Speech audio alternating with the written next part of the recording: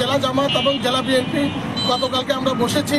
জেলা বিএনপির দায়িত্বশীল বৃন্দ আমাদেরকে রিকোয়েস্ট করেছে, যেহেতু 20 তারিখ ওনাদের প্রোগ্রামটা আগে, এই কারণে আমরা যে চত্বরগুলো সাজিয়েছি সেখানে আমাদের 20 তারিখের প্রোগ্রামকে সামনে রেখে জেলা বিএনপির কিছু পেস্টুন এবং ব্যানার দিয়ে আমাদের ব্যানারগুলোর উপরে সাজানো হবে। আবার 20 তারিখে ওনাদের প্রোগ্রাম শেষ হওয়ার পরে, মাগরিবের পরে ওনারা এগুলো সরিয়ে নেবেন। আমরা আবার সেখানে আমাদের 22 তারিখের প্রোগ্রামকে উপলক্ষ করে পেস্টুন এবং ব্যানার দিয়ে আবার সাজাবো। তো আমরা সহকর্মিতা একটি রাজনৈতিক পরিবেশ লক্ষ্মীপুরে আছে। আমরা আমাদের নেতৃবৃন্দের কাছে আমরা সেটাই প্রত্যাশা করি, আগামী দিনেও আমাদের এটা থাকবে। এক দল আরেক দলকে আমরা সেই সহমর্মিতা দেখাবো, ভালোবাসবো, উদারতা দেখাবো, শ্রদ্ধা, ভক্তি, স্নেহ, মমতা আমাদের মধ্যে থাকবে।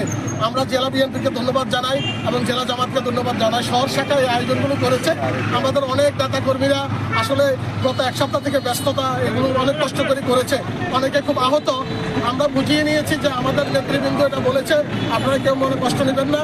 এটা আমরা সবাই লক্ষ্মীপুরেরই, আমরা তো একই জায়গা, এই কারণে আমরা এটা সুন্দরভাবে মেনে নিয়েছি। আমরা সবাইকে সহযোগিতা করব। 20 তারিখের প্রোগ্রাম কেন্দ্রিক জেলা জামাত ইসলামী সহযোগিতা করবে। আবার 22 তারিখের প্রোগ্রাম কেন্দ্রিক জেলা বিএনপির দায়িত্বশীলদেরকে আমরা দাওয়াত দিচ্ছি, সবাই আসবেন, ওনারাও আমাদেরকে সহযোগিতা করবেন। সকলকে ধন্যবাদ। আসসালামু আলাইকুম।